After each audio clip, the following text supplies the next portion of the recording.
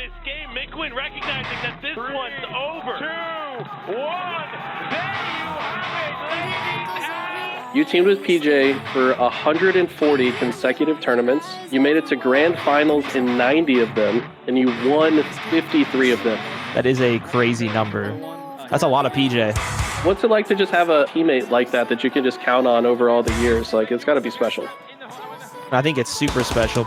It's hard to find people that you can connect with on the similar level. Just the way we look at life and we look at the game is pretty similar. So I think that's why we had like such a strong relationship in the game. And I think like why we're, so in sync. We just see the game the same. We see everything pretty much the same. So I think that's such a big piece of why it's so special, yeah. Oh, choice words from Royal2. Changes some words across that stage at Pure. FaZe still here.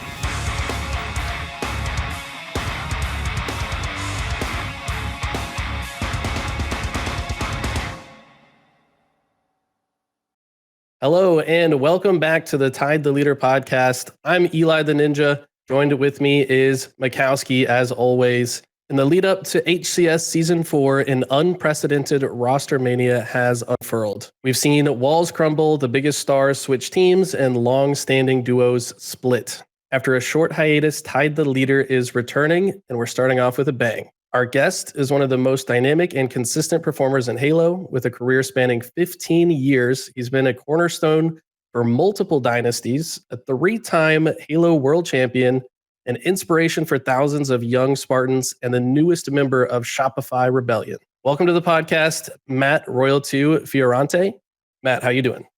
I'm doing good. Thank you guys for having me on. Of course, man. You've easily been one of the most requested guests for the podcast, so we certainly appreciate you coming on the show. Love that. Yeah, we've got a lot to talk about, including recent events, but as is the case with every episode, we like to start off with the origin stories. As a young Royal2, how did you first get into gaming? First started getting into gaming. My friend is just the classic story. I never really had a gaming console, so actually I had like a PS2, so I was never like an Xbox gamer. I was kind of playing, GTA at the young age of 6. Shout out to my parents. I was playing all these crazy games. And then my friend just lived down the street, actually 2 of them. One was like right across the street, the other one was like down the block, and they both had Xboxes. So I'd go over there and play Halo 1, and I was like, oh, this is fun. And this is kind of like before, I think, Xbox Live. And I think Xbox Live came out, and then my other friend had Xbox Live with an Xbox. So we'd go over there, and I'd play Halo 2, and I was like, Mom, Dad, can I get this for Christmas? And then I actually have a picture. I should upload one of these days. And it's just like me and my brother with an Xbox, and like that was like kind of where it all began. And like I think 2004 or 5, and then pretty much just started playing Halo 2 online, and then kind of built from there.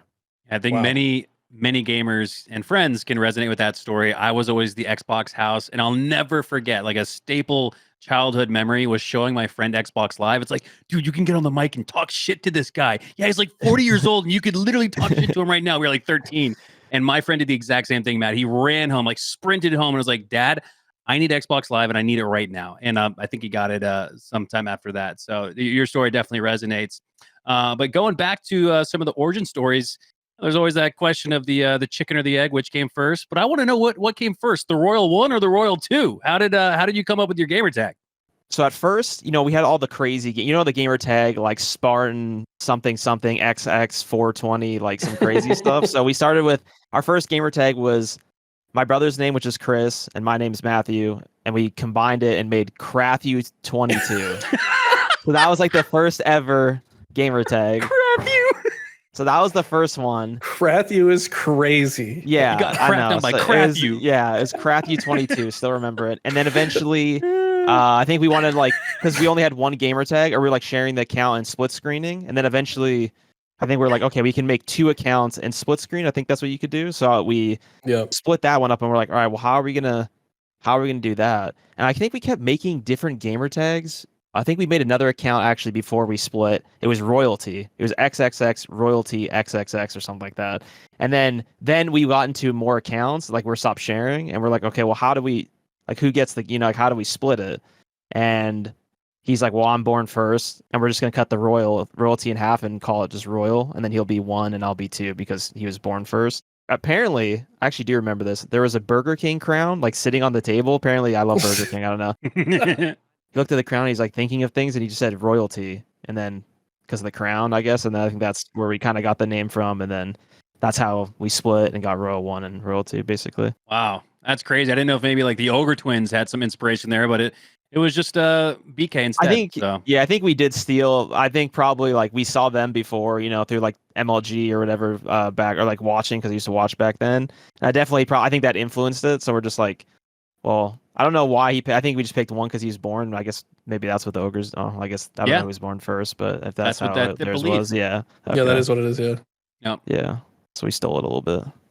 Wait, how much older is your brother than you? 4 years. 4 years. Okay. Yeah, my Yeah. brother's also 4 years older than me. Was he like better than you at games growing up, or were you just like always the better gamer? Like when we played other games, he's just like he would just hog the controller. Like when you play like any, I just remember playing any game, and he'd be like, "I want to like you're the younger brother, so you just get shafted. You don't get anything. Like he just like, all right, watch me play," and I'm like, okay, and I'd like beg for the controller. But during Halo, I think we were pretty equal. But I think probably I just played a lot. Like I just was so addicted, so hooked that I passed them pretty early on. I wouldn't say I was like extremely better because we actually competed together for a while and played a lot. But I think I just slowly over the years just got better. Yeah, that makes sense. So Halo was your first like competitive game. It sounds like, since you go straight from GTA to Halo 1 and Halo 2. But you didn't really attend your first Halo tournament until MLG Columbus 2010, which was like the very end of Halo 3. Was there a reason you didn't compete before that? Were you just too young and like didn't have a way to get there, or was there more to it? Yeah, it was a mix of both. At first, gaming back then, you know how it was, or everyone kind of knows, is like that wasn't really making money, or just like it's so foreign to parents. And even now it's still, hopefully it's not as foreign, but back then it's definitely really different. And I actually went to like a bunch of LANs. Luckily I had like Canadian locals, especially where I live. I live in like not the most populated area in Canada. So I actually went to my first local in like 2008, and I like got second in the free for all, like third in the, I got like second twice and a bunch of other stuff. And I came home with like $1,000 in cash. So my parents were like, they kind of looked at me and they're like, what? And they still didn't know how good I was, and I kept begging them over the years to go to an MLG tournament. Finally, 2010, my dad flew me out, basically took me with him, and that was my first tournament. So it's just because I was too young. My first tournament I was 12 or 13, I think. I think I was 13, yeah. I was in grade 8. Yeah, and you teamed with some of the people that I've known since the Halo 2 days. Talent. Greg was one of my Virginia locals, so me and him go way back to the Halo 2 days. But you were teaming with him, Homicide, and Minority. How did you get paired up with these guys? I think I matched Minority. He's kind of like, he doesn't really play anymore. People might not know who he was, but he was like a New York local. I think people knew him, but I played in matchmaking. I must have been sniping him like crazy or something, but he ended up messaging me. He's like, hey, do you want to run games? Like the classic XBL message. And I was like, yeah, sure. Like, what's the, I didn't really know what the team was. And I'm pretty sure it's him. And he was like, oh, it's me, Talent, and Homicide. And I was like, because I know who Talent was and Homicide, like I've watched. So I was like, wait, what? And I was like, because I was confused how he was on that team. But yeah, so I think pretty sure he messaged me, and then we just ran games and they just thought I was really good. And then that was pretty much how we formed, just through matchmaking almost. I still vividly remember when you came onto the scene. I was about on my way out from a short stint competing in the MLG circuit. It was really intriguing to me. I remember your shot was almost more notorious than your name at the time. You hadn't really developed a name for yourself just yet, but the shot started to kind of build that up.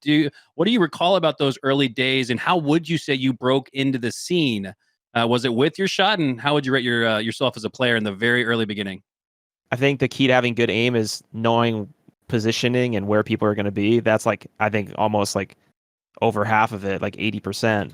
But I think back then I had all that, but I didn't understand like maybe like team aspects since I was so young. I didn't really like, objective and all like this stuff that goes into it. But I think definitely my shot, because everyone would always tell me like your snipe. I was just like known for being a sniper back then.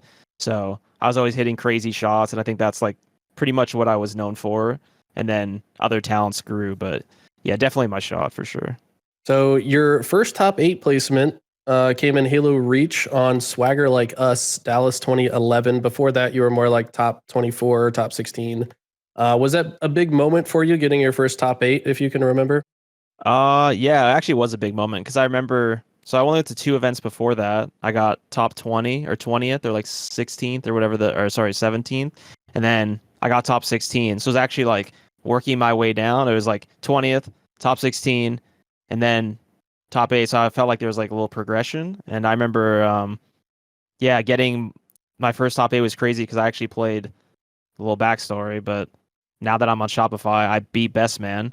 He was on triggers down at the time for top 8, and we were down 2-0, Oh, and we yeah. ended up reverse Wow. sweeping them. Yeah, to get my first top 8. I remember his feature station triggers down, like it was such a big, like, you know, the name you're playing triggers down for top 8. It's like Huge. yeah, it was like kind of it was definitely very huge at the time. Yeah, but it was really exciting. I remember.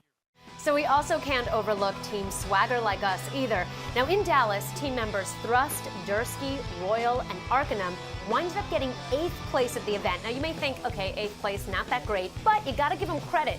They took down teams Invictus and Second Nature. They 3-0'd both of them.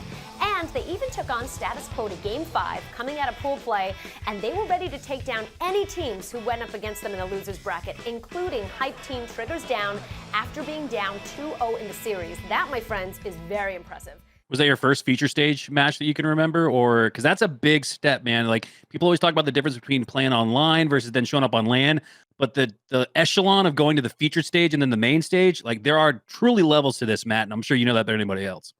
It might have been my second feature station. I remember I played on main stage in Halo 3, but it was like kind of like, you know, the no casters off, like they kind of put you on the main stage, but it's not like it was kind of so it wasn't like a big crowd or anything. But I remember the free feature space, throw them on there. Yeah, they're kind of just like, yeah, the pros are like sleeping, put them on there, so they put us on there. But I don't know, it just feels so iconic because like when you walk in, it's just like if you've been to an event, you know. And I think there's like a big crowd for the triggers downside, and like, you know, there's just my dad in the back, and maybe like I think Talent's mom was there, and like just some people. yeah. So I was like, really no one on our side, but a lot of people on their side. Just the environment is so just insane. It's like seeing the 4 monitors. Like I don't know. I think it's such a cool setup, but yeah, I think that was just.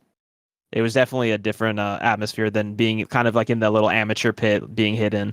I remember my first time on the feature station against Clutch and Believe the Hype.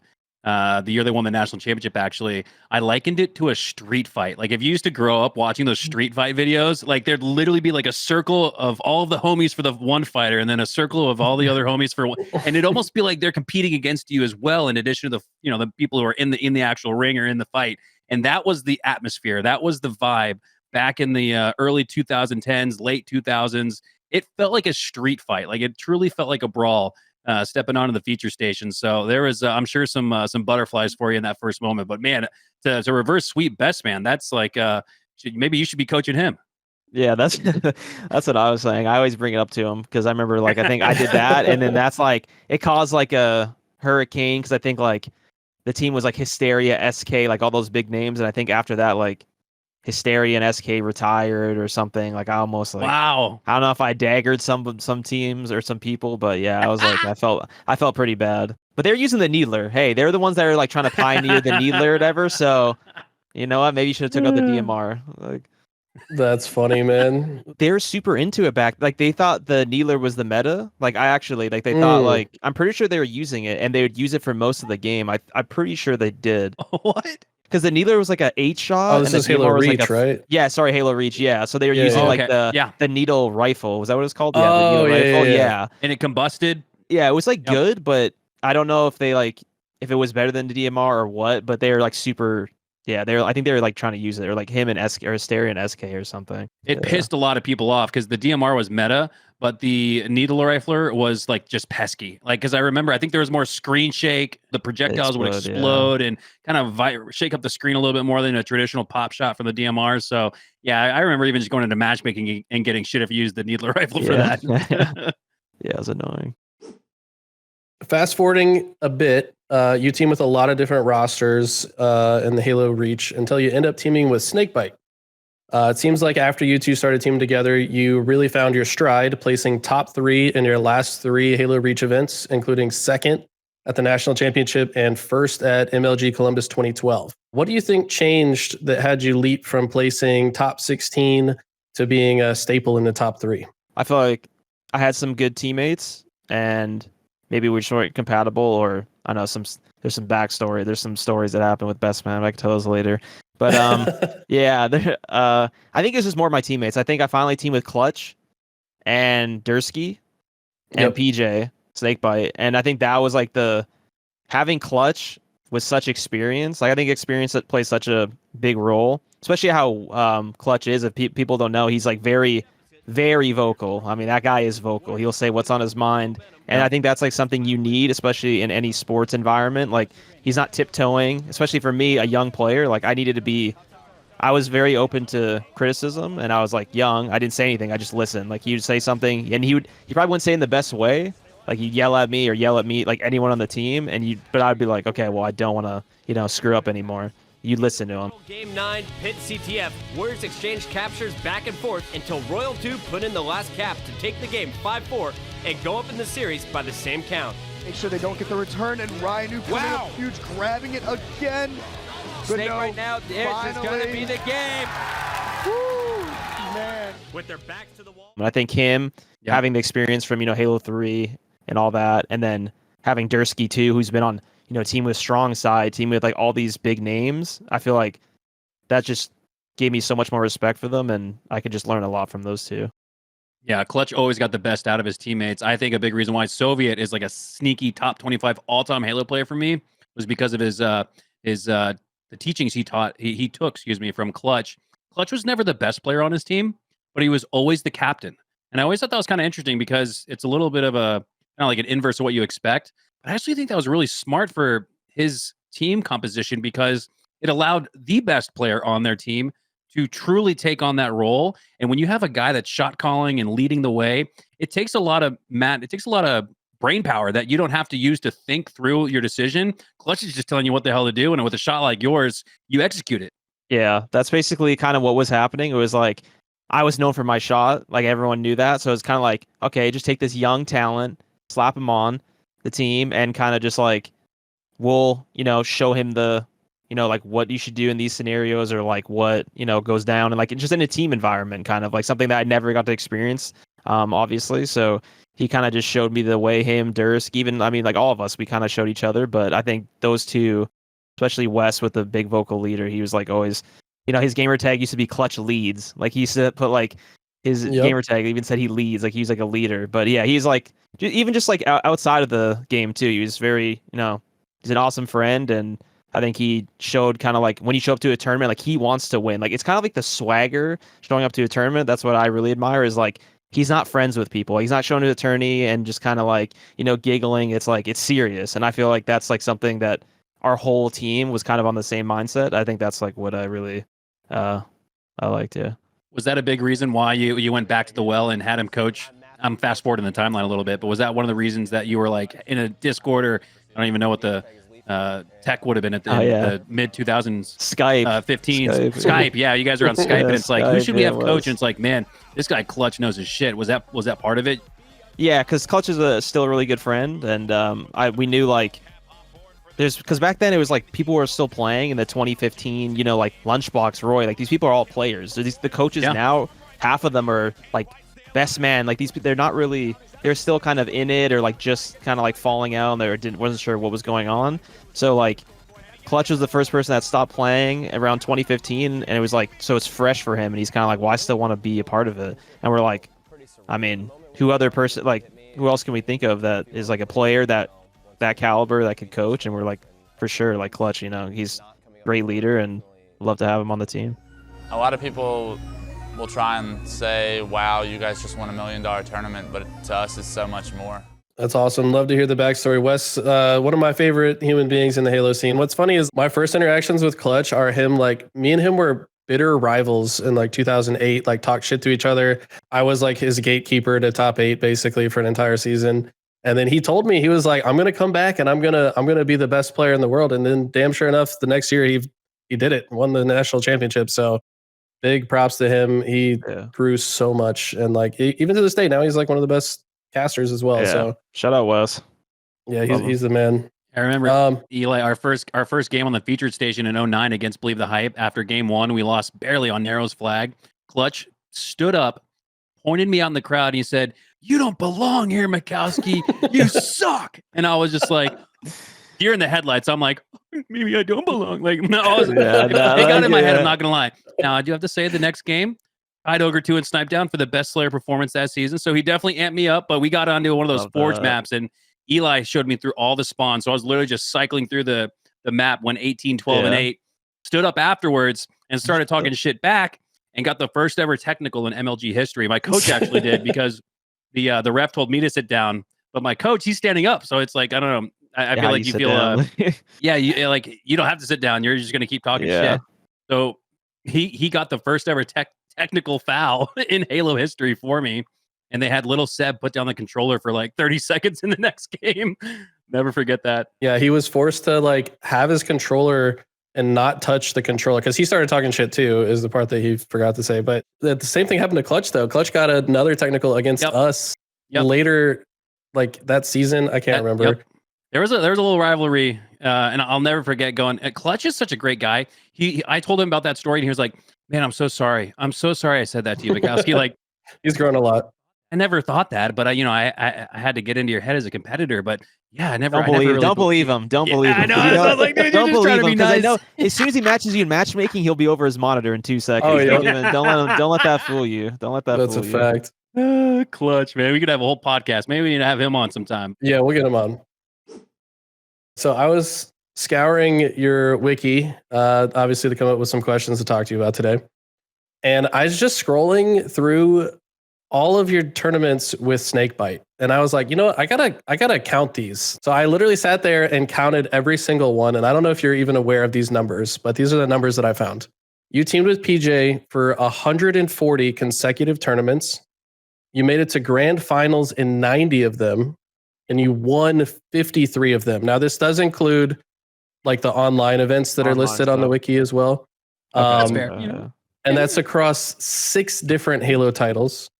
Did you realize it was that many? And like, what can you say about? As soon as you said that number, I was like, what? But it makes sense for the online stuff. I never really thought like of online stuff, like, or like, because there's probably a lot, to be honest. There's qualifiers or like over 100 is crazy. I'm so used to like thinking of like, oh, maybe like 20 lands, or not even how many lands I've been to, but I'm like, okay, like that is a crazy number. 140. Wow. Halo 2 Anniversary, then the Halo 3 Throwback, originally Halo Reach, obviously, Halo 5, Halo Infinite, and Halo 4.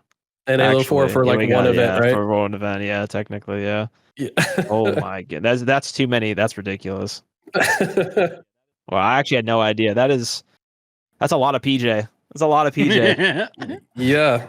So, I mean, obviously you guys had a special bond, and I'm sure you still do, even though, we haven't got to that part of the show yet, but you're not teaming anymore. But like, what's it like to just have a teammate like that you can just count on over all the years? Like, it's got to be special. Probably even hasn't hit me. I'm sure we'll talk about it later, but it's definitely gonna be different. I think it's super special because it's hard to find people that you can connect with on the similar level and team for so long, because that's like the same thing I was saying about Clutch and the team I had back then. It's like we all had the same mindset. I think to be able to be, it's almost like a relationship. I mean, PJ, I guess we're dating at this point, but it's like you have to have the same, the same mindset and like think about things the exact same way. Like I think out of game and in game, we're both the same. Like I think just the way we look at life and we look at the game is pretty similar. So I think that's why we had like such a strong relationship in the game, and I think like why we're just so in sync. I feel like, and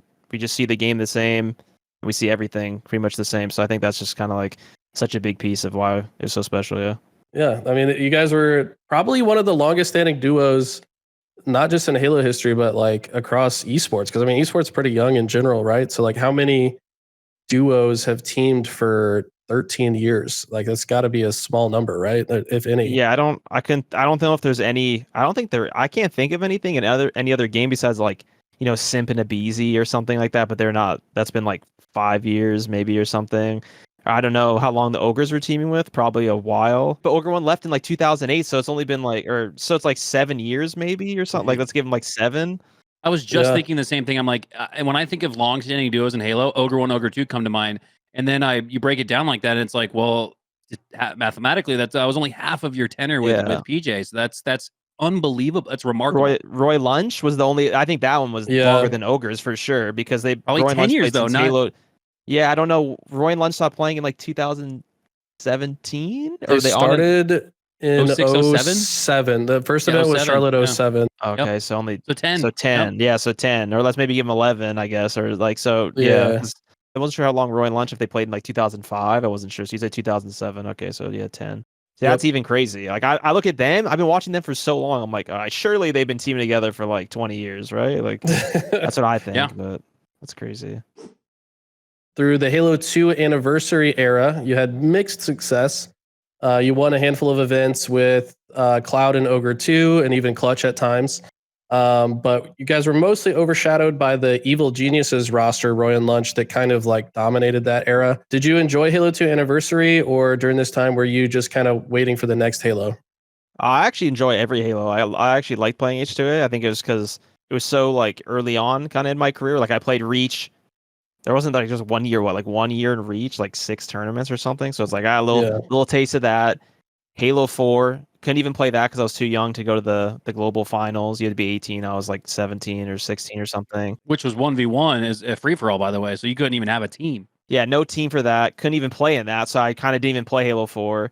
Played H2A. I thought it was kind of like a good, like nice. Like I finally get to, compete again. So I actually really liked it. But yeah, obviously there's a lot of second places going on in there. I think we were just overshadowed. I think that EG team was just super.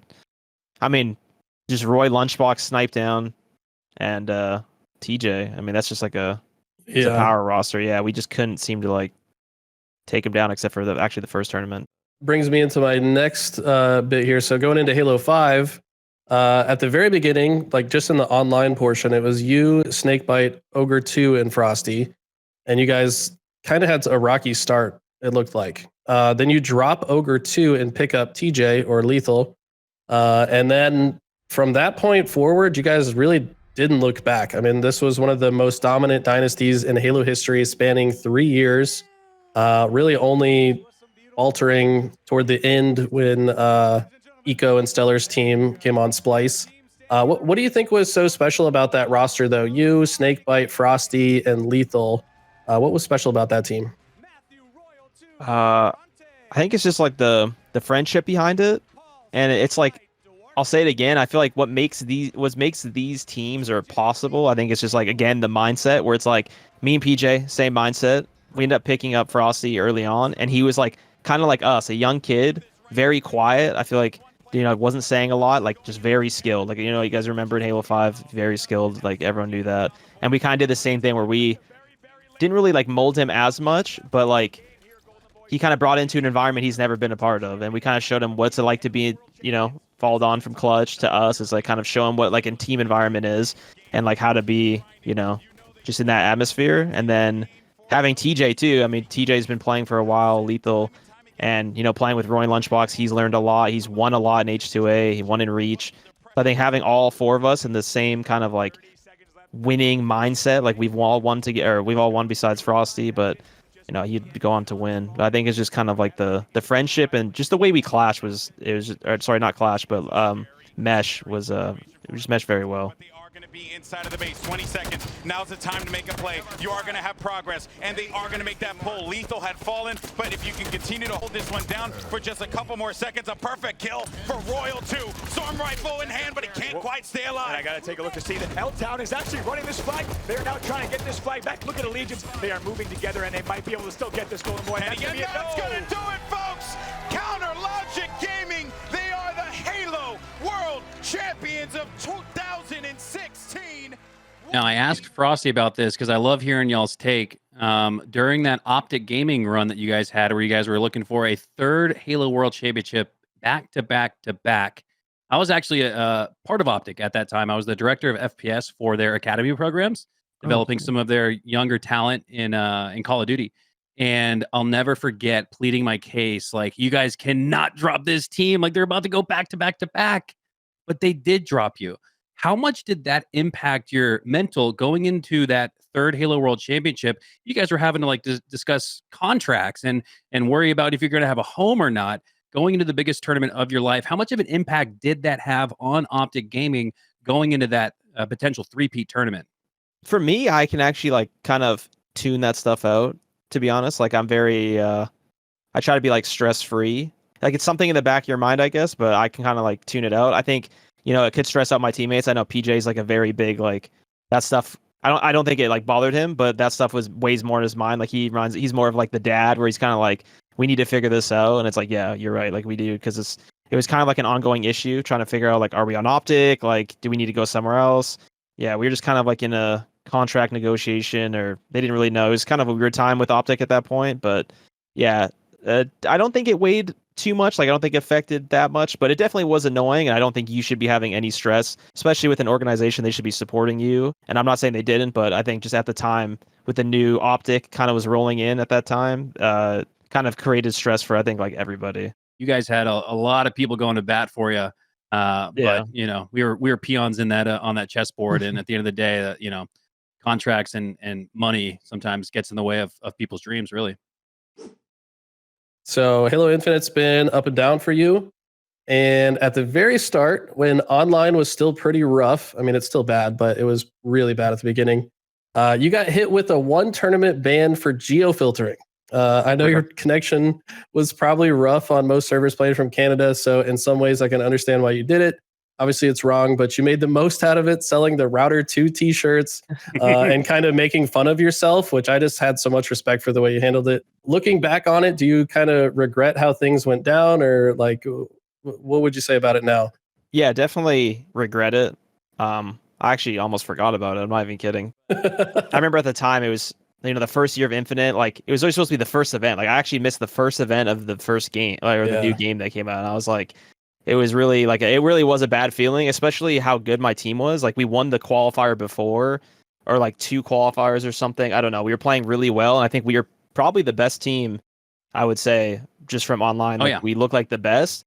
And it's like to get hit with that, it was like to, you know, let my teammates down, let myself down. Like I just feel like, especially me, because I know like I would never intentionally try to do something or like try to gain it. I don't need an advantage. Like I know I'm confident enough. I don't need something like that. So it's just a bad way to miss a tournament. And, you know, even my teammates, like have them to show up to a tournament with not their actual teammate and have to have a sub. It's definitely regret it. Yeah. Yeah. No, you've lived in Canada for your whole career. Is that right? Yeah. Same house, same everything. Yes. Oh, wow. That's incredible. Now, have you ever considered moving to the States or getting on that Dallas, Texas fiber internet? It's got to be pretty tempting, huh? I don't know. Like, anytime I go to the States and just like feel the connection. Yeah, no, it's been really bad. I've had cable my whole life. I actually just got fiber like 2 years ago. I think after the incident, I finally like fiber came into my area. So I finally got it. And because I've been playing on 105 ping. I didn't even know for my whole life. So I was like confused. Might as well be in Australia. Yeah, I didn't know how bad it was until I was playing Infinite, because it actually shows the ping. I even played in Toronto. Like I was it's funny, I was at the Shopify facility while on FaZe, but we went there to go boot camp. And I was just even playing in Toronto, and I was like, this is the bet. Like I'm untouchable. Like I can't, this is not even fair. I was like, if people are playing on this, how, like, or even in Texas. Yeah. It's just like, I actually have thought about it. It's just hard because, you know, you have to get a visa and all this other stuff. So it's like, I have thought about it, but leaving, you know, family and stuff behind, I'm like weighing out is it worth it just for online? But, you know, nowadays Infinite, I think it might be worth it because of how online based it is. Like the game is very ping dependent. I feel like it might be one of the most to like Halo 2 or something. Or Halo and 3, online matters a lot more now too, because it's like points. Impacts your points and seeding. You go to a tournament, you come home and all your points are wiped, and then you have to go play. Like, yeah, so it's like if you win a tournament nowadays, it's like you come home and your points are wiped in half, and then you have online qualifiers. To be honest, it doesn't. Yeah, online does mean a lot. I agree. Yeah.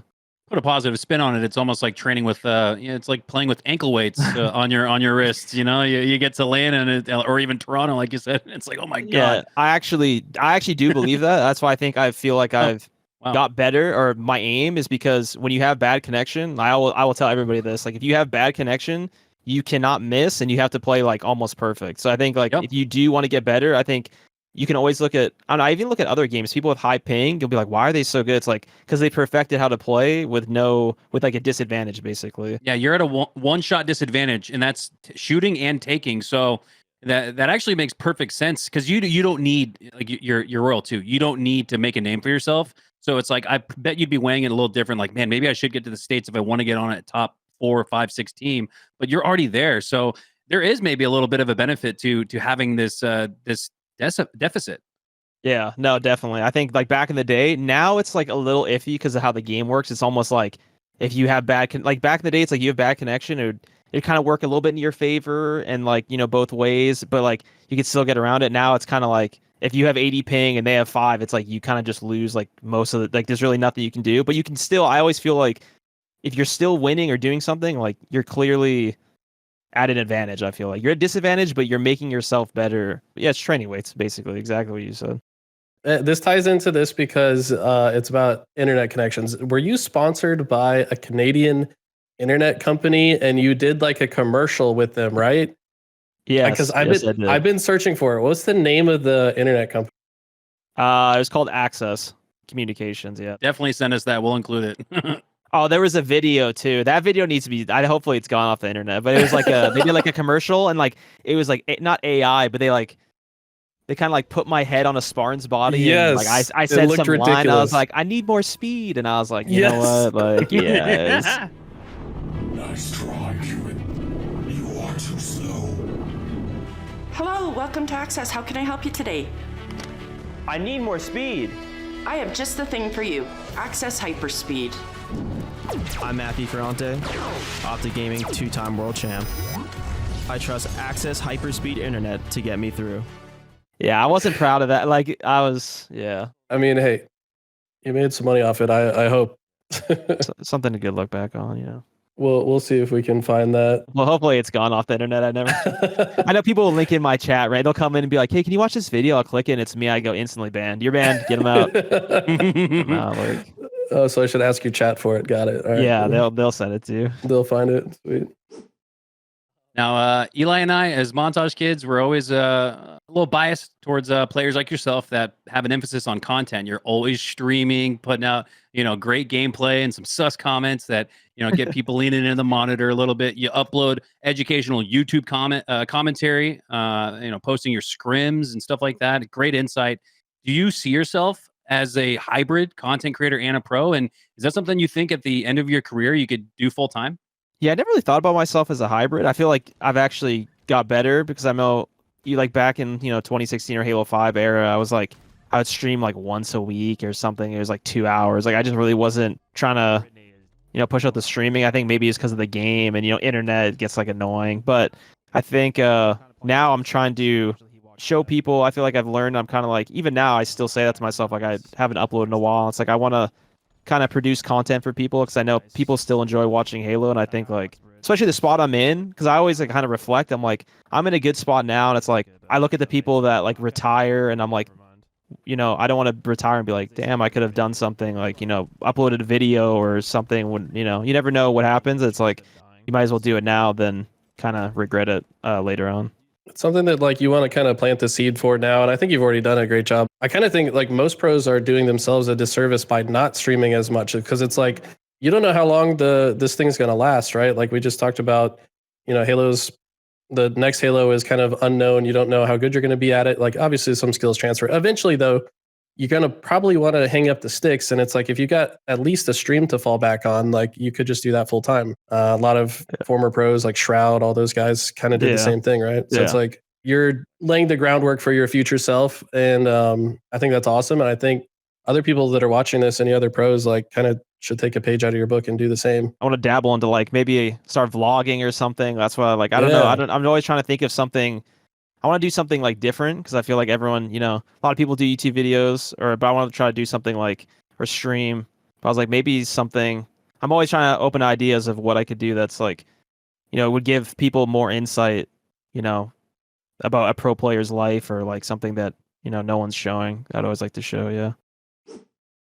So at this point, we are right in the thick of Halo Infinite. You're back on the squad. You're rejoined with that Sentinels roster. You, PJ, Frosty, and Lethal. You guys ended up winning Kansas City.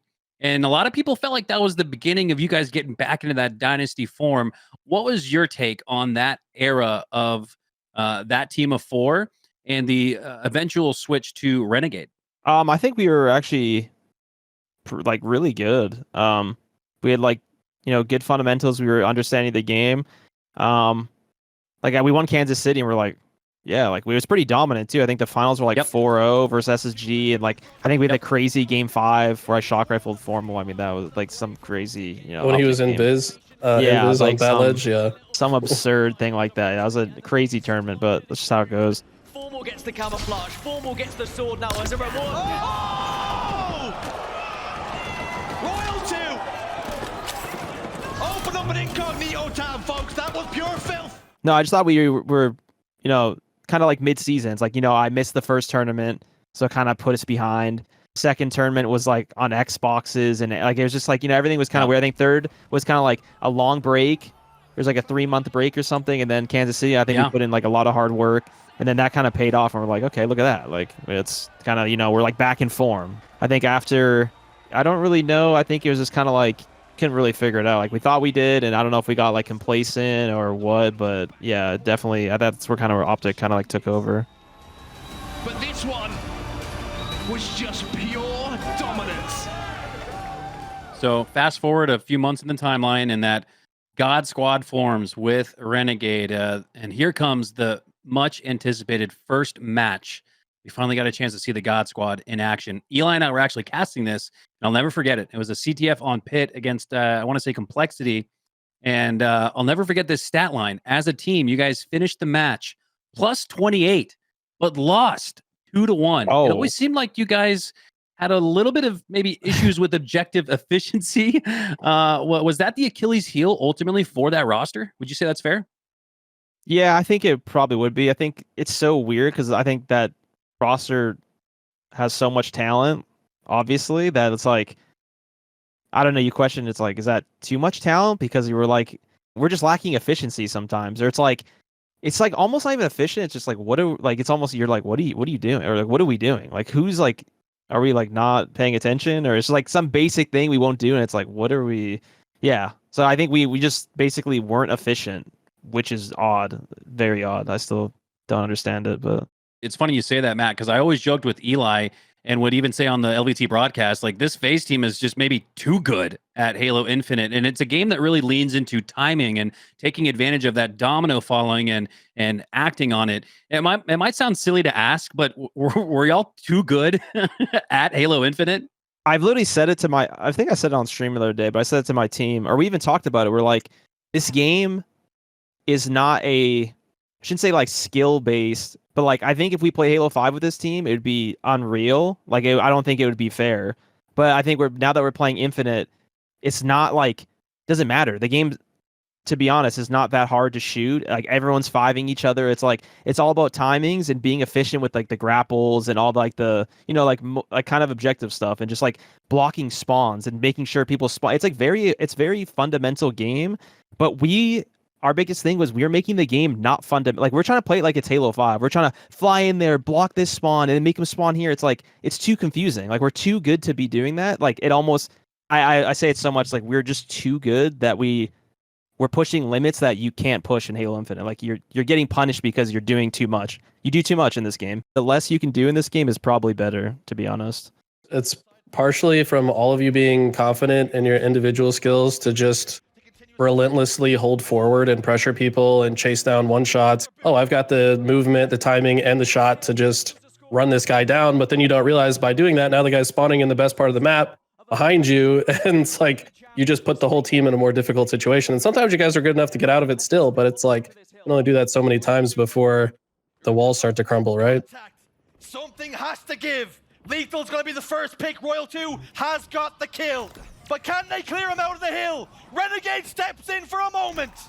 Triple kill for Spartan, and Falcated will ensure a clean sweep for Sentinels. Yeah, I remember like just playing like Streets Oddball, and we had like a team talk. We literally like PJ would have the ball at like tower on streets, or like, like towards like the shoddy side, like or the cat or like a cafe, and John Renegade would be literally back Ivy killing somebody, and I'd be driveway killing somebody, and then they spawn PD and PJ would die. We're getting punished for we're not losing a fight anywhere on the map, but we're killing people so fast and so easily that like it's not working out. It's like we had to go back and be like, guys, I don't think you should like fight. I don't think you should kill that guy. I don't think you should win a fight. Like imagine saying that. I don't think you should win a fight, or I don't think you should. It's like, okay, it sounds weird, but it's like that's kind of just how Halo Infinite is, where it's like you can get punished for doing stuff like that or being too aggressive. Yeah. This offseason and Rostermania has been one for the ages. I'm not sure if a single team is sticking together. I'm pretty sure they're not. What's your take on the whole thing? SSG breaking up and forming this new Optic roster. Obviously, your teammate Renegade joins up with Formal, Bound, and Legend. What's your take on all this? I think it's honestly kind of crazy. I don't know. I like even just like my team splitting up and how everything happened. It feels like almost doesn't feel like real. I feel like everyone's just kind of like last year of Infinite. Like let's just I don't know if like we're having fun or what, but it feels like people are just kind of like making rosters just to kind of they just want change. Like if they're not even like I can't believe SSG broke up. I'm be honest. Like I don't know if anyone else, like I'll be the first one to say it. I was like somebody told me and I was like, no, I don't believe that. Like you just won what 4 tournaments in a row or some like I don't know and Worlds or whatever it was, and I'm like obviously I'm like surely we don't, but surely I'm wrong because I'm just like now they're not a team, and I'm like how did this happen? Because like I can never like I don't know what goes on internally, but I just can't like I don't know, some of the stuff I can't really process. I just feel like it's a little too wacky for me. I thought I was getting trolled when people said SSG was breaking up because, Eli and I, we've been around the Halo scene for 20 years, and it's always been an esport where if you ain't first, you're last. It's like a Ricky Bobby quote or something, where second place and on, sure, you might see the whole scene shake up, but first place always runs it back. But I'd almost make the argument that the most shocking development of Rostermania wasn't SSG breaking up. It was you splitting from your teammate Snakebite. However, half of FaZe did stick together with you and Frosty joining forces with Cykul and Last Shot. What went into that decision to stick with Frosty and ultimately split from your decade duo? I think me and PJ always want a team. I just think we got put in such a tough spot. And I'd also love the team with Brad. Even my whole team. I love the team with everybody. Even the same team. But I think it's just kind of like with us losing in our placings this year, they weren't really that good. We won one tournament and kind of got third, fifth. Like it was just kind of all over the place. It wasn't, something wasn't right. And I feel like the way our team, Renegade leaves, and it kind of puts like in a tough spot because like he goes here and it's like just team shuffling and like SSG like break. It's just kind of like everything is very odd. And I don't think we could stay together as a duo and have other teams compete, or like we might be missing out as somebody, or us three, we might not be able to get somebody. So I think it's like, I think just for both of their careers, kind of is he needs to go somewhere else, or he's kind of like want to explore his options. Like he wants a team with, but it's kind of like, well, who would we get? Or like, there's just so much unknown. And I think like maybe he just wanted a change of scenery, or like just kind of something different. Cause I don't know. I don't know fully. Like I've talked to him, but obviously he'd probably give a better answer of like, maybe what he's feeling now or back then. But it's definitely, I think he's just really stressed out with the team before. And I think it was just unnecessary stress that he probably doesn't want. Oh my god, this is down to the wire here. Ball's going to be rotated here into PD. Shopify needs to make this push count. They get players weak in PD. FaZe can't play the ball though. If a break comes in here, this could be the game. Completely switching. They want to bait this in. Mental flies in. They pick up one. The shotgun's here as well. The nades fly in as well. Oh my god! Snakebite and Royal2! They combine to win the round. They combine to win the game. I gotta say, that was risky. That was risky. I wish that the teams were announced so I could maybe talk about it. I feel like I didn't want to say anything just because. We'll have you on it. We'll say the mid-season. We'll have you through at the break. Save some of that. I feel like it's obvious, but I'm just like, like Lucid, Snakebite, Ecostellar. Yeah, like they dropped the 2 players, so where else is everyone gonna go? Yeah, it's like and top 3 players don't go anywhere but top 3 teams. It's yeah, and I mean it's like were they gonna go to fucking Cloud9 or something? I don't know. There's nothing. There's nowhere else to go. What do you think about that team, the Eco Stellar, Lucid, Snakebite. To me, it feels like a bunch of Brainiac IGLs. I mean, maybe that's just the stereotype of who they are, but it's like, who's going to make the decisions there? It's so funny that you said that because once again, I just go upstairs. I was talking to my dad. I'm like, he's like, so what do you think of like this SSG team? And I was like, I don't really think, like, I was like, I don't know. I didn't really think about it. Like, they're good, obviously. And then he's kind of like, well, he's like, how does it work with like their team? Because like what you said, and I was like, I never really thought about that. Because I was like, PJ's like a very vocal, like he usually is I guess with our team where he's more of like the leader-ish, you know? And it's like Lucid is a very big, like, I don't think anyone on the Optic team said a word. And then Eco is kind of the same way where if you listen to the comms, like Stellar's not saying a word. He's just playing, not missing. Eco's saying stuff. Bound's kind of just like, you know, calling out. Legend's not speaking English. So it's like, I don't know how it's going to go. It's like almost, is there too many cooks in the kitchen? But I feel like Jay could also take a back seat, but then it's like, does Lucid want to take a back seat? Or like, because it's kind of like, hey, I just won. Like Kevin's kind of like, I just won. And it's like, right. But then I feel like they're very, I don't know who's more open. Like I know PJ's very like, he has no problem not saying anything or like taking a back seat because I feel like he's been doing that actually. And then I don't know, I think it's Eco and Stellar. It's like, how are they going to mesh? Because they kind of do play different. Like Eco plays more efficient and Lucid kind of plays more like setup base, like kind of like how we would play, like where it's kind of like you could kill people more than you should or like kind of overslay. So I say it on LVT all the time. If you handed me 4 Lucids, I'd be like, I'm not interested in signing that team because 4 of the same player, I don't think works out because you don't have the complementary roles where you can kind of like it's a, you know, high tide raises all boats. You need that in Halo to have the right team. What are your thoughts? That's why I like my team because I feel like it's actually like it's not just like a bunch of, well, I guess it's like we formed randomly, but it's not like, I feel like the other 2 teams, they're just forming for like it's almost for fun. Like, hey, we're all really good. Like, let's just form because we can. They're not like, when I look at those teams, I'm not like, that looks like a team. Like when I look at like a team, I think of my Halo 5 team. I'm like, wow, like we were actually like, we felt like a team. These teams don't feel like teams to me. They just feel like they're kind of like, yo, we're gross. Like, let's team kind of like, well, obviously they're going to be good, but I just like, I'm thinking like, what if you lose? Now what happens? Like, what if Optic loses? Like, it's like, they're literally playing fantasy Halo, bro. Yes. Yep. It's Twitch chat Halo is what it is. Like, it's Twitch chat fantasy roster. I want snipe down Roy, this guy, they're nasty. It's like, but that's not how it works. It's like, it's not how it works. Like, obviously they'd be good, but it's like, what's the longevity? Like, if they lose, like, how are you? It's like, yeah, I know. Like, obviously that team's going to be really good. Like, no shit. But it's kind of like, what if they don't win? It's like, are they going to bounce back? Because if they lose, what do you do when you have those players on the one team? Same thing with Upwo's FaZe. We had John, or like our team. It's like we lose. It's kind of you look at each other like, well, we're not lacking talent, so now what? Like, what is it? It's the and then someone has roles. to go. Like, yeah, it's like that's the problem we had. Wasn't working as it should be, and it's like, well, what do you do now?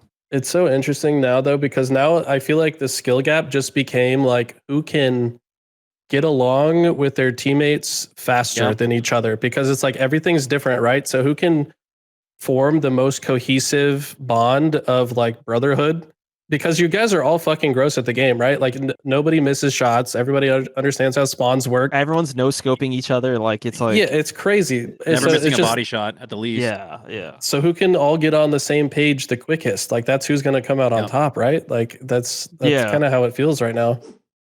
We talked about kind of how Clutch showed you the way when you were a young, very talented player, and now you're kind of in the reverse role. Now you're the experienced guy, teaming with Cykul and LastShot, back-to-back rookies of the year, by the way. So Cykul was 2023's rookie of the year, LastShot the previous season rookie of the year. How do you feel about it? I mean, do you like being the old guy now in the situation, teaching the young guns? It actually is very weird. I think that's like one of the big reasons why I wanted to team with those two, because it literally gave me like, because when I first like was discussing, I was like, all right, who do I want to team with? You know, what's going on? It's like, I talked to my dad. My dad's like, well, he's like, you should team with the young people that are like up and coming, like you were back in the day. And I was like, yeah, you're right. It's like, he's like, these are the new talent. They're really good. Like, obviously it's like you in Halo Reach, you were super good. You didn't have like, you know, the right team around you or like, you know, people to build you up. And it's like, that is what you could be for them. And I was like, I absolutely agree. That's kind of like what, look, LastShot and Cykul are so good. And it's like, they're so young. And it's just like, you show them things that you've learned throughout your career, and it's like that's how you can build star players to be even better. So yeah. Yeah, the last time you teamed with a young and high upside Halo player was when you were that guy. So I'm super intrigued to see what this is going to look like. And that was, I would have surmised, part of the decision with Frosty was like, hey, if we're going to make this team change, let's not just, what's the saying? Insanity is doing the same thing over and over and expecting different results. Was that part of that conversation with Brad a little bit? Was, hey, let's take a chance on these guys. They got what it takes. I've never played, like, I've played Cykul like twice. I've never played with him. I don't know. I never even spoke to these guys ever. Oh, wow. So like, yeah, I've never. So sorry to interrupt, but how do you make such an important career decision? Like, you're really just like, man, you must have a like rock hard faith in these guys to say, you've never even ran games and you decided to team with them. Talk me through that. Yeah, so I've never played matchmaking. I know I've scrimmed them, obviously, and I've played Cykul like twice, I think. But like, I have no idea, like, really what I'm fully looking at. Like, I know, like, I didn't like study their film or something. I just know how good they are. And obviously, I'm playing versus them. They have to be good. And I know I've had close games with both of them. Like, I know I see their screen. And I'm like, these guys are good. But I've never like actually physically, I think I played. Actually, that's a lie. I played 1/8 with last shot. And actually, I remember in my head, I was like, oh, yeah. And I was like, oh, he has good comms. I was like, oh, and that was the one time. It was like a couple months ago, and that was it. And then that was like the only time I've actually been on his side or Cycle's side. Actually, I haven't been on Cycle's side, but on their team. Wow. So yeah, it's pretty. I'm like completely. I'm going in with no it's a blind run. Yeah, which is I think is good because I feel like every player has like some stigma, and I don't think I know anything or they don't really have something. Like everyone has something. Like, I'm a stat or I don't do objective. I'm not fast. Blah blah blah. Or like this guy, is a complainer. Like everyone has something. Like every pro has something about somebody. But I feel like these guys, they don't really have anything, and I feel like that's good because they're so new, and it's like I don't want to come in with some kind of negative mindset with a team. We're kind of like, fresh this guy start, like, truly. yeah, this guy has this problem, and you kind of like it lingers in the back of your head or something. I mean, so yeah. I think that's going to really be a surprise to all the listeners because, man, Eli, when we were teaming back in the 2000s, there'd be weeks and months of a tryout period where you'd try out different players. You'd at least play some matchmaking together. So to hear Matt just say, I've only played Last Shot in 8s, and I've actually only ever played against Cykul, which I imagine you could take a lot from, maybe even more so than playing with them. So that's, man, that might be, of all the interesting nuggets we've discussed today, that might be the most intriguing one to me. To me, though, it makes sense. Like, you don't have to watch them. Like, obviously, they've been doing so well on their own teams, but even statistically, so I'm supposed to be the brains guy on the cast, so I study all the nerdy stats. And like Cykul and Last Shot have some of the most impressive damage output and assists. Like their damage per death stat is like they're both like 1 and 2 at a majority of the LAN tournaments. Cykul has had the most assists at like a majority of the LANs he's attended, which is just insane. Like the most assists in the entire tournament. So I mean, they're both very talented. I think that Brad or Frosty is also like a great personality type for them to learn from, because I think Brad is just like, I don't know. He's so smart. Like he can put his thoughts into words very well to explain Halo strategy to these guys. But at the same time, I don't think they need to be taught all that much. Like I kind of feel like they've already developed, and Halo Infinite's pretty solved. It's just a matter of like figuring out how you guys work together is kind of the way that I see it. Because I want them to also teach us. Because like I'm like going into this like, or even I want Brad to go in too. We can teach you stuff. It's like, you don't need to be, they don't need to be taught, like, we're not acting like these are like some matchmaking kids that like don't know how to play. Like, I don't need to, like, they know how to play. It's like, we don't even have to come in and teach them everything. Obviously, like some things, but it's also like, we need to be open to learning too. Cause I feel like, we're not winning. So it's like, what, like, I'm not going in with an ego thinking like, oh, I know how to play and you don't, or like, it's like, I want to be very open. It's like, I wasn't winning. So you should, I want help from you guys too. Like, I think it goes both ways. What's your expectation with that new roster and getting your first game with Cykul? I imagine is going to be for HCS points on the line. What should we expect? I actually can't really wrap my head. Like, you asked me that, and I'm like, I can't wrap my head around like spawning in with new people. Like, it sounds so weird. It's like, it's going to be so. I'm spawning in with new people. Like, I'm hopping in. Like, it could be the first time I talk to them. I'm just hopping into like a server or like a match with them. And it's like, that seems so. It's going to be just so different that I think like just hearing, like different voices. Like, you're like, Yeah, no yeah, PJ, yeah. no PJ in my ear or something, or no like like Renegade. Like it's just like weird. I feel like it's just gonna be very. I'm super excited though. I think it's gonna be really good, and yeah, I think it's just gonna be very different, which is different is not a bad thing. I think I'm super excited. Yeah, dude, I'm right there with you, Matt. I think for someone that's been 15 years deep or so in this Halo run of yours, maybe it's going to give you that same feeling and satisfaction when you pick up a game for the first time and it's new and it's fresh and it's fun and it's exciting. So I'm personally, I can't wait because me and Eli will be on the cast for that, and I can't wait to see you play with Cykul. And I can't imagine the adrenaline when you go up against PJ. Like what? Like it's hard to wrap your head around what's going to be like playing with Cykul in Last Shot for the first time. But what's going to be like when PJ's on the other side of the spawn on Pit? I'm sniping him or something, and I'm like, what? Did I just snipe my own? Like, what just happened? I'll throw I'll throw a couple of tea bags. Jeff Steitzer comes in. He's like, betrayal. You're like, wait a second. Yeah, I'm like, he's on the blue team. What the hell? Yeah. How do you envision this new team functioning? Because like you said, you haven't ran any games with these guys yet, but you at least know kind of like how they are as players. So what do you think it's going to look like in game?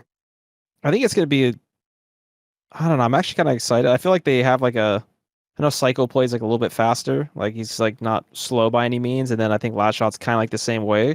I just like it's going to be something different, and hopefully it'll kind of change how I see the game. Because it's kind of weird. I actually enjoy playing fast. Like I know some people I like to be more of like an anchor, but it's crazy because on my last team or previous teams, I'm always telling people, I'm like, can we push? Like, can we start splitting spawns? I feel like I have such like good awareness of where everyone's spawning that I know like where to be and like the timings of everything. So I'm always like, I actually want to be like super aggressive. Like I like playing super fast. Maybe with this team, it'll like open up more space for me to do that, and maybe like you'll see kind of a different, not a play style, but you never know. Like maybe something could be different. So I'm actually kind of excited for that. Yeah, I do kind of feel like as like a player archetype, like Cykul and Last Shot are similar to that. Like they like to move fast and predict spawns and have like good awareness of timings, and like they can pick up a split spawn really easily, things like that, just because, I don't know, time in the game. So yeah, it'll be really interesting to see how you mesh with them. And then do you think like Frosty, I feel like he's so adaptable to whatever team he's on, but like could you see him becoming more of an anchor player and then you kind of running with the young guns? Like that actually, yeah, you're right. I actually don't know how it could go. Brad's Brad's very versatile, where I think he's more comfortable playing not slower, but he thinks like me, where when the game slows down, he like predicts like everything, like kind of how I do. Yeah. He's not like a bound where it's like constant chaos on his screen. He likes controlled chaos, where it's like I'm like moving, but I'm like kind of controlling what's going on. But he can play like pretty fast. So it's like I think that's kind of like how Brad is. I don't know if he would want to play like an anchor type. It's all just kind of like how he's feeling, because he actually does play kind of like me. Like he'll sit still and like just look at the map for like 10 seconds and just do nothing. And it's like that's what I do. So it's like maybe he could do that, and like I could speed up, or like I guess we'll see. Yeah. So that's what I'm like kind of excited to see, because like maybe you'll see me doing some crazy stuff. Who knows? Like flying around or something. But I mean, I don't know. It's really interesting. The team composition is so interesting because like I see you and Brad as almost like chess grandmasters. Like you said, you guys like stop and you kind of just like take in the information on your screen, and you start to like predict what the other team is going to go for, and then come up with a counter like on the spot. Like maybe I'm mistaken, but that's kind of the way that I see you guys play, is like you're trying to be a step ahead of what the other team's going to go for. But I feel like with Cykul and Last Shot, you guys might have to learn to play around them, because they're just going to be so fluid on the map, just outputting crazy amounts of damage. You'll just start to get into the flow of like placing yourself where you can finish their kills. Yeah, because I think like that's what's a really big thing is for me and Brad. Like the way I played is like that's what maybe I'm excited for, is I feel like we were lacking on our last team. It's like we weren't going in the right spots. Like don't push into A on like live fire and block the spawn, make him spawn out or something. Like they're very aware of that. And I think like because me and Brad are like we always look at the map. We're just like, you're kind of like, you're like, why are we doing that? But it's like, since you're doing that now, I know they're gonna spawn here. But it's like, so if they're doing that properly, I think me and Frosty can kind of just like pick up the gaps. I think that's actually what you said. It could be a good dynamic. I mean, at this point, do you like your chances to win some tournaments this year?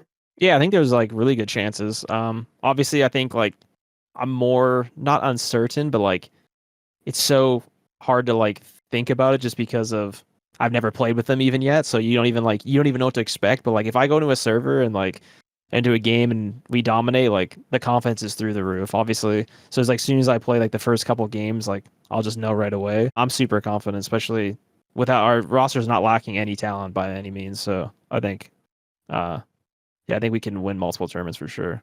I feel like in the last shot, I don't know if you've had conversations with the kid, but he's so humble, but he's also so like hungry to win. I don't know. I like that kid a lot. I think that kid has a very bright future. Like, dude, he lives on a farm and plays on Starlink internet. I know. That just blows my mind. But he's so talented. Like I haven't even spoke to them. Like I don't even really know. Like I've never, like we're in a Discord, we're like typing, but I've never been like had a full conversation. Like I don't even know them personally. So it's like you said, those are really good, qualities to have if you're like being humble. And that's kind of like how I was when I was a kid. It's like, I think that's the biggest thing, and how to get better is like be humble, but you want to win so bad, because it's like as soon as you have an ego early on, or just at any point, you can kind of fall behind a little bit. You don't never want to have that. So you've mentioned a few times your dad kind of bringing some nuggets of wisdom to the table about like who to team with, asking about dynamics from other teams. Talk to us about, as you called him, Royal 3. So Papa Royal, how's he in the mix? He watches every tournament. He goes to live events. He go into Worlds. Pretty much, he went to every Worlds. He's probably gonna watch this video. He's on Twitter. I'll let him walk upstairs. He's eating cereal. And he goes, "Did you just see this team change?" I'm like, I didn't even open up Twitter. How do you know about this? So like he's like super up to date with like he watches streams, and he like pretty much knows what's going on. Yeah, he'll watch like he probably watches these videos too. I don't really ask him, but he's on the low, and then he'll come up and he'll just know everything. He'll be like, "So I heard HCS just announced these little cups or something." I'm like, how are you knowing this before I do? Like, are you playing? So yeah, he's super in the loop, and it's nice because you can actually kind of talk to someone that's like in your family. It's kind of rare, like for your parents to watch, or just kind of like it's very but it's actually super cool that he's kind of like involved, and he like wants to know about team changes and kind of gives you like a little piece of advice. Obviously, he doesn't know everything, but he kind of gives you like a outsider's perspective. I mean, he sounds really wise for you to say that he kind of suggested the team change that you made. Yeah. Well, it's kind of, now that I think about it, it's because like he's been going to tournaments since 2010. So it's like, I don't know why I'm even acting surprised. Like he's seen who I've teamed with, why I've teamed with people, why they've left. Like, so he's kind of seen all the transitions. So he actually kind of has probably the best wisdom out of anyone, to be honest. Yeah. It's so cool to me because like, I don't know, I feel like I'm about to go home to see my family for Christmas, but they just like don't pay attention to what I'm doing at all. So it's like there's so much that I have to like explain. Like I just feel like I'm just explaining shit to them the whole time. You know what I mean? Even my grandparents. I went to my grandparents like 2 days ago, and they're like, "Oh, I heard you left your team." I'm like, I don't even tell them that. I just went there, and they're like on Instagram or Twitter. Like somehow they're finding out. They're like, "Yeah, we see you're on Shopify now with Cykul and I'm like, how do you guys know these? Like, how do you know That's this? wild. So they're like all, I got my grandma like watching. I'm like, I got them hooked, I guess. But they understand you very well to like if they're following like that. So that's really cool, man. Absolutely.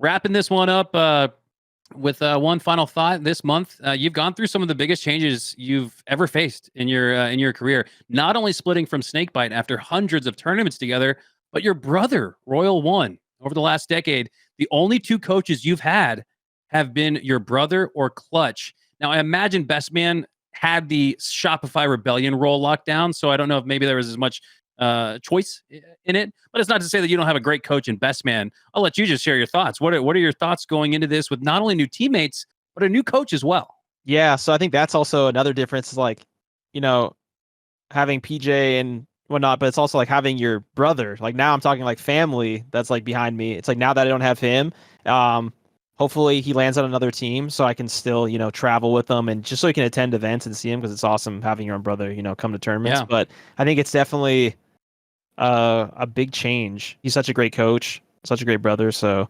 hopefully he lands on a team. Having Best Man, clearly I just have like, I got to come back to these people. It's like Clutch, my brother, like I got attachment issues or something. I keep coming back to them. So yeah, but Best Man's going to be a great coach. So I'm excited to have Nick as a coach, but hopefully my brother lands a team. It's going to be different for sure. All right, so now we're going to go ahead and enter the Patreon questions section of the podcast.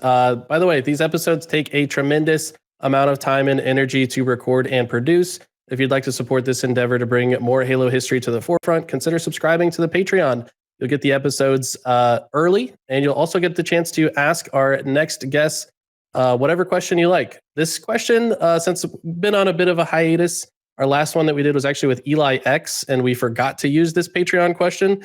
So we're actually going to just give it to you instead. Sweet. Because it's a good question. It was, if you could go back and change one thing in your career, what would it be and why? And by the way, this is from Yokai Sky. One thing.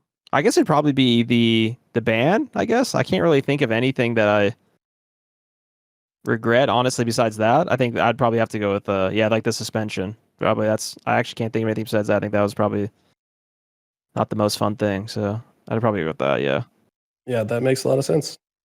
All right, so quick cues. You can answer quickly or expand on your thought a little bit. All good. So what is your fondest Halo memory? Oh, I have a lot.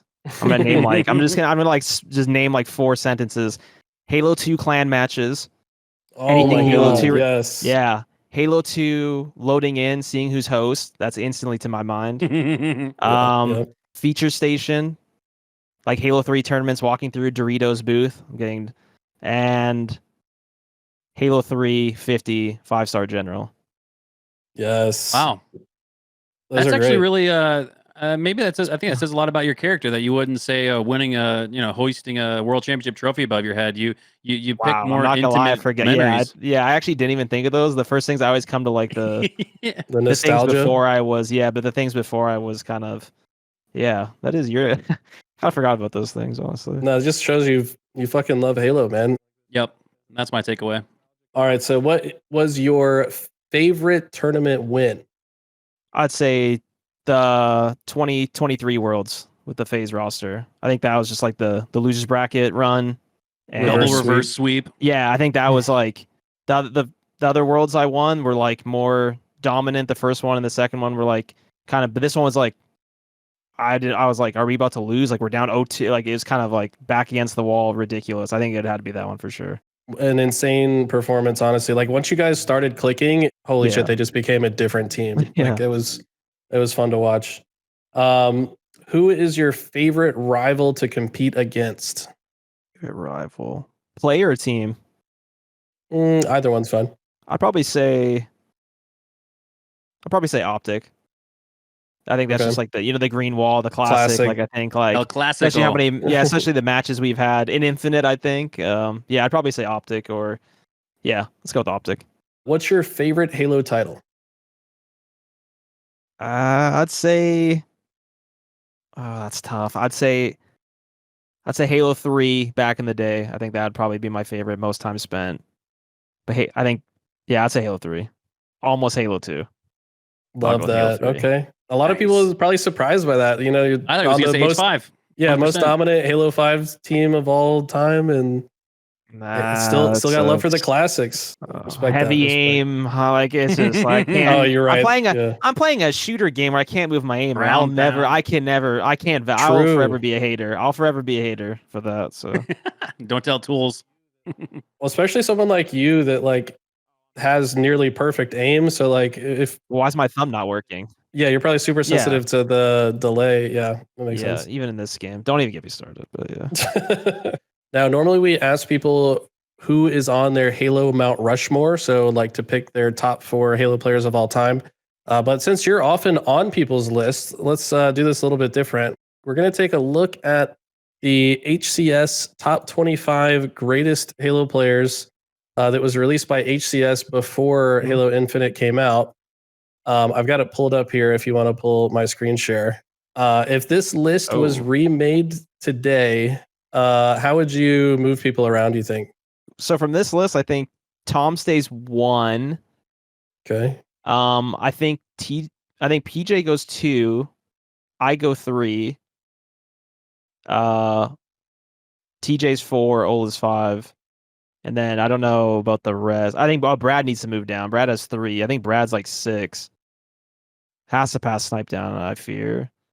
And then after that, I don't know. It's kind of like I guess all these people don't play anymore. I actually I think Yeah. Shotzi's got to be knocked off there. Oh, APG should move down because APG has a world, so that's for sure got to be like moved somewhere like from 13 to. I think it's got to pass Snipe down, right? Maybe this. Yeah, and with the world championship. I feel like I don't know. It's hard to see what weighting because did Snipe down win a national championship or no?